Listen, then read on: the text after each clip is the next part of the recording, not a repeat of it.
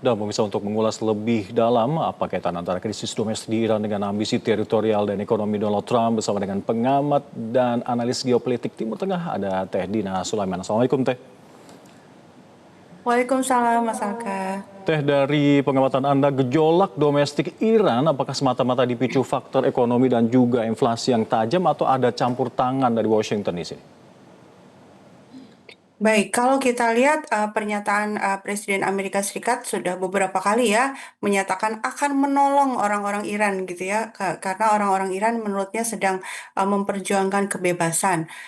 Dan juga kemudian Mike Pompeo, mantan Direktur CIA itu juga menulis di Twitternya, selamat tahun baru untuk orang-orang Iran di jalanan dan agen-agen Mossad yang bersama mereka. Kemudian Lindsey Graham itu juga senator Amerika Serikat yang dalam berbagai perang sebelumnya, baik itu di Suriah, di Ukraina, dan berbagai peperangan lainnya itu dia itu si Lindsey Graham ini tokoh yang bisa disebut ini ya provokator perang ya, selalu menginginkan perang. Itu memposting Trump yang menggunakan topi MIGA, Make Iran Great Again. Kemudian juga media Israel juga mengatakan secara terbuka bahwa Mossad itu memberikan seruan dalam bahasa Farsi untuk orang-orang Iran agar turun ke jalan dan mereka akan mendampingi secara langsung di lapangan. Ini menunjukkan bahwa memang ada kepentingan asing, ada memang upaya-upaya dari pihak luar untuk menunggangi aksi demo. Jadi memang kalau kita lihat yang berdemonstrasi di Iran memprotes masalah ekonomi, naiknya harga dolar, naiknya ini ya harga barang-barang pokok itu memang ada. Tapi kemudian muncul orang-orang yang menggunakan senjata, menggunakan kekerasan dan bahkan yang aneh justru kenapa kalau memang yang dituju adalah perbaikan ekonomi, mengapa yang dibakar justru ini ya toko-toko rakyat kecil dan kemudian rumah sakit, bahkan truk-truk ini ya pemadam kebakaran itu justru bakal dibakar juga.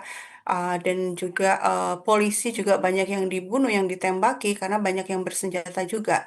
Dan saya pikir dalam keadaan chaos seperti ini ya sangat wajar ketika ada aksi balik ya, sehingga memang muncul juga korban jiwa dari kalangan demonstran. Kemudian pertanyaannya sebenarnya seperti ini sih, ketika ada demonstrasi menuntut perbaikan ekonomi, itu kan banyak ya terjadi di berbagai negara. Apakah jawabannya adalah penggulingan rezim gitu ya? Dan kenapa kok Amerika hanya menargetkan Iran, tapi ketika terjadi demo-demo di tempat-tempat lain tidak bersuara, kalaupun menyatakan keprihatinan hanya sebatas ada pelanggaran HAM gitu, tapi tidak menyerukan penggulingan rezim. Jadi ini memang perlu analisisnya lebih dalam lagi, tidak sekedar analisis di domestik Iran, tapi juga dikaitkan dengan geopolitik global. Teh, sebelum kita membahas terkait seberapa besar kemungkinan perubahan rezim yang ada di Iran nanti, tapi akan menarik bila kita melihat pernyataan Trump yang mengancam akan menghantam Iran dengan sangat keras jika ada demonstran yang tewas. Apa ini sekedar retorika populis dari Trump atau ada skenario militer yang disiapkan oleh Gedung Putih? Sebenarnya ini kebijakan atau keinginan Amerika Serikat untuk menggulingkan pemerintahan di Iran itu sudah berlangsung sangat lama ya, bahkan sejak 1979 itu dengan berbagai upaya ya. Kalau 1980 sampai 88 itu dengan mendukung pemerintah Irak waktu itu Saddam Hussein untuk menyerang Iran sehingga terjadi perang Iran-Irak. Waktu itu Amerika Serikat itu menyuplai sangat banyak senjata kepada Irak. Dan kemudian kalau aksi-aksi demo itu juga sudah sering terjadi selama ini, sehingga ini bukan kebijakan baru, bukan hanya khasnya Trump saja, tapi memang Trump itu lebih belak-belakan ketika bicara. Kalau kita lihat bagaimana ada lembaga think tank yang paling tua di Amerika Serikat dan paling berpengaruh yaitu Brookings Institution, itu sejak 2009 itu sudah memberikan rekomendasi ya, gimana nih caranya supaya pemerintahan di Iran itu bisa berubah, bisa yang sekarang ini digulingkan dan kemudian ada pemerintahan baru yang lebih ramah kepada Barat. Salah satu yang dia sarankan di paper tersebut adalah dengan mendukung revolusi berwarna. Maksudnya apa? Revolusi yang ala-ala di Uni Soviet dulu ya, kan ada revolusi oranye misalnya di Ukraina, kemudian ada di Georgia Velvet Revolution. Intinya adalah rakyat difasilitasi atau didukung untuk turun ke jalan dan berusaha menjatuhkan pemerintah mereka dari dalam. Itu yang sepertinya memang sedang diupayakan oleh Amerika Serikat, terutama dengan cara membiayai kelompok-kelompok di dalam negeri. Untuk di internal sendiri, di domestik sendiri Teh, kondisi terkini seperti apa? Apakah masih marak demonstran di sana ataukah eh, lebih banyak yang mendukung pemerintah saat ini? Ya, ini mungkin perlu saya ceritakan juga budaya Iran itu khas ya. Jadi mereka itu memang bangsa yang gampang sekali untuk diajak turun ke jalan. Saya pernah ke Iran beberapa tahun yang lalu itu lagi di taksi dengar radio, itu hanya seruannya cuma begini, besok kita turun ke jalan ya untuk untuk memperingati kematian ada seorang syuhada dan yang turun ke jalan tuh langsung puluhan ribu. Jadi mobilisasi massanya tuh nggak sulit, harus misalnya harus disediakan bis atau makan siang, itu enggak. Jadi memang diserukan saja ya sudah orang turun ke jalan gitu. Dan ini sudah sejak dulu ya di 1890, itu bahkan di era pemerintahan masih kerajaan waktu itu ada yang disebut revolusi tembakau ketika rajanya bekerja sama dengan Inggris untuk memonopoli perdagangan tembakau. Itu rakyat turun ke jalan dengan mudah dan kemudian akhirnya berubah ininya keputusan tersebut. Ini juga yang terjadi di Iran akhir-akhir ini ketika ada aksi demo yang anarkis seperti itu. Lalu secara ini ya secara alamiah muncullah aksi demo tandingan gitu yang jumlahnya jauh-jauh lebih besar di jauh lebih banyak kota. Yang aksi tandingan ini ya menyatakan dukungan kepada pemerintah mereka gitu ya. Teh, jadi aksi protes kepada pemerintah ini tidak begitu saja mudah ditunggangi oleh Amerika di sana untuk proses kedepannya mungkin menggulingkan rezim Ayatollah Khamenei. Iya, jadi gini, kalau kita hitung perbandingannya ya kan penduduknya ada 90 juta. Kalau 1% saja yang demo itu kan harusnya 900 ribu ya. Tapi yang turun ke jalan untuk memprotes pemerintah dengan kekerasan, yang memprotes pemerintah ada, tapi yang dengan kekerasan ini yang melakukan vandalisme, merusak properti umum itu hanya puluhan ribu, nggak sampai 15 ribu. Ada penghitungannya saya baca di media.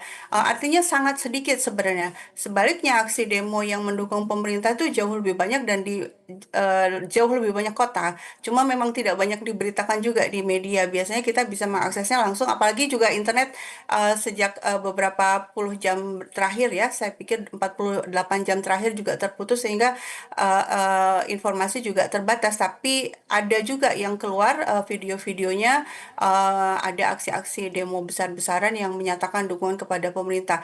Ini kenapa? Karena memang orang Iran ini secara budaya memang sadar politik ya, seperti saya cerita tadi 1890 aja udah terbiasa gitu loh turun ke jalan untuk memprotes kebijakan pemerintah yang pro barat waktu itu. Sekarang pun juga dan di 1979 itu mereka menggulingkan Shah Pahlavi yang sekarang keturunannya ada di Amerika Serikat, itu kan juga dengan aksi demo turun ke jalan. Sehingga berapa banyak orang turun ke jalan itu bisa dijadikan salah satu parameter untuk menilai seperti apa dukungan masyarakat Iran terhadap pemerintah mereka.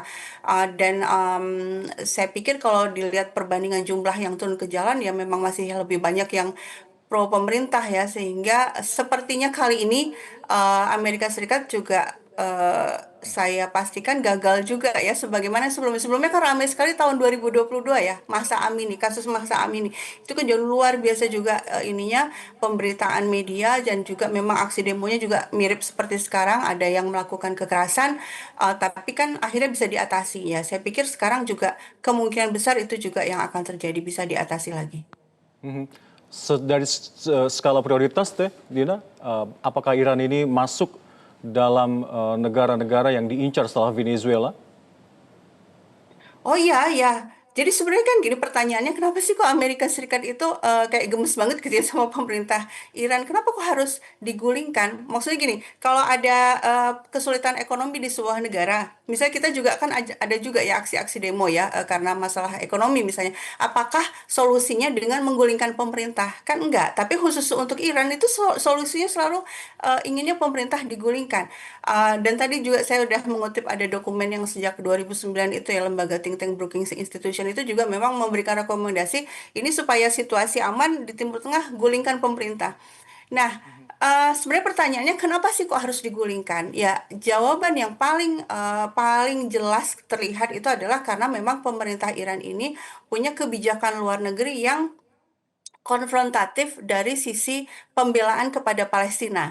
Jadi banyak negara mendukung Palestina, tapi kan membantunya dengan bantuan kemanusiaan misalnya atau bantuan diplomatik.